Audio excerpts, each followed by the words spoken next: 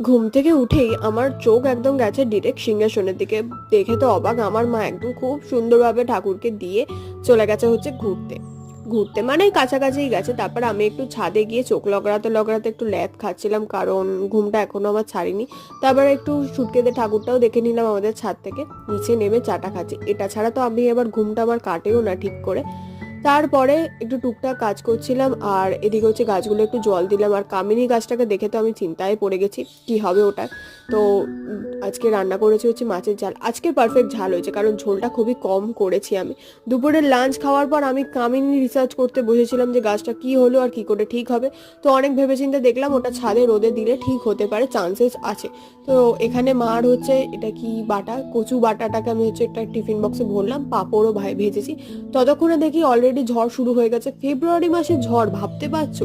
তো চলো আজকে মিনি ব্লগটা এইটুকুনি, দেখা হচ্ছে কালকে, টাটা।